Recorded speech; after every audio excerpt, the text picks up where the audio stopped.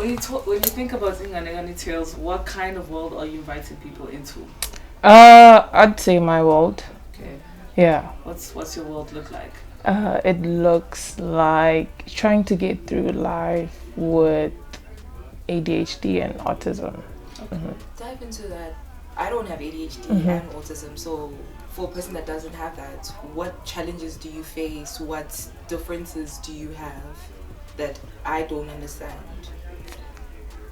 I mean, expressing myself. Yeah. How do you struggle doing that? I don't understand how I feel at times. That's probably really hard. Also, while you're trying to navigate being fearless and everything. So, how do you do that? I think I just say what comes to mind. Yeah. And has that been easy in you inviting people into your world? Just saying what you have to say or what you want to say? Has that been difficult? Not really. I wouldn't say I've tried. Okay. Yeah. So if you haven't tried, what do you do then? People need to take it as it comes. Because that's who Bayethe is, I guess. Does that work for you? Do you feel like it's been a safe space for you to do that in most places, especially where you grew up? Not really.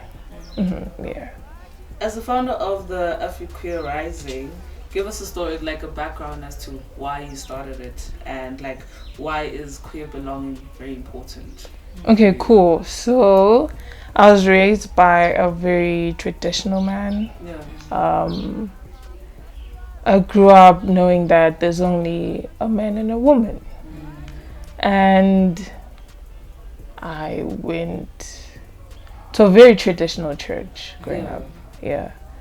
I was part of Indombi. Okay. Yeah. And yeah, we were taught, I don't want to say groomed. Yeah. We were taught that this is how a girl should behave. This is who a girl mates with in life. And so yeah. Okay. Quite very traditional in that sense. Okay. And what does belonging in your own body mean or look like? Being able to express myself, how I dress, what music I listen to, maybe even cutting my hair. Yeah. So going from a very traditional background, like you mentioned, how did you find those outlets? You know, how did you find a sense of belonging? What felt right for you? I mean, doing what I feel, saying what I feel. Let's talk about your grandmother. But the sounds of things, she's also a creator in her own way. Like obviously, adults are creators. Older people are creators in a sense of they know how to sew, they know how to, make food or whatever the case may be. So how has your grandmother's craft and design logic influenced your work today or in general? Damn. Real question, right? Yeah.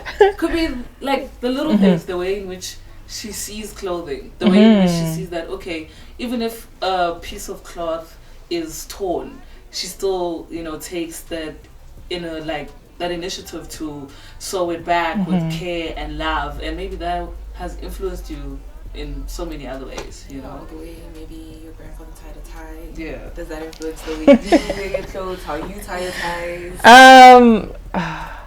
Man, I'd say expressing myself with clothing.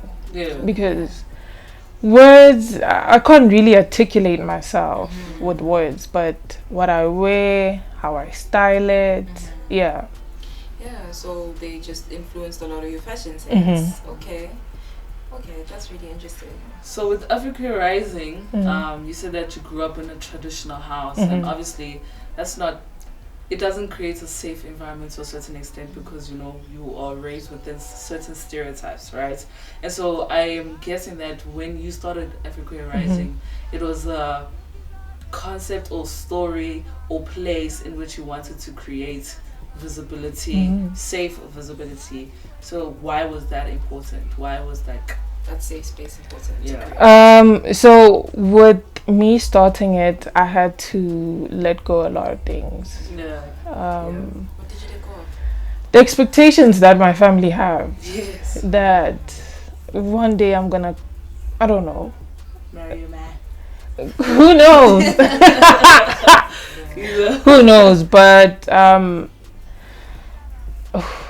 man. Letting go of what they expected of you was probably not easy at all, but what drove you to feel like you can still make it even though you're going against what they traditionally want for you?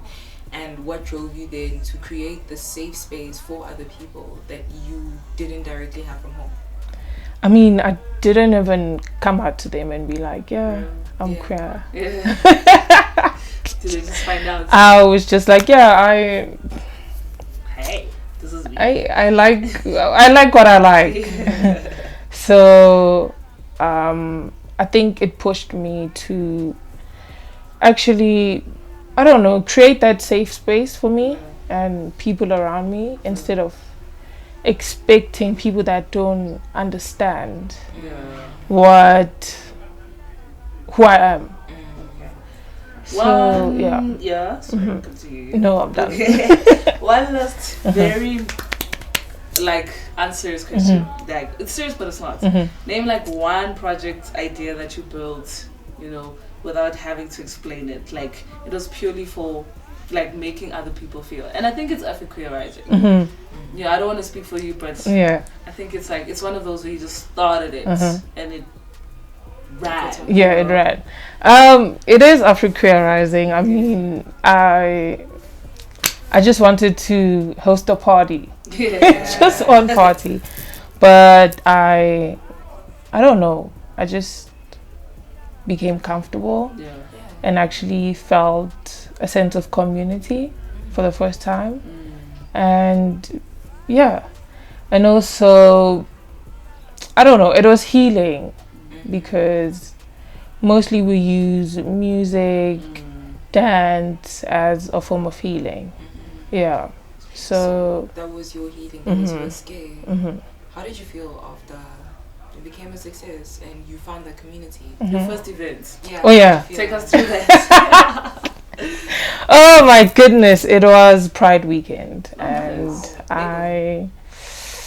there were too many hurdles before the event, but it happened. I met other queer people. Shout out to Coco and Kanya Adrat. The love was overwhelming. Yeah, so I was just like, oh, okay. So this is how the world outside where I grew up looks like. Yeah.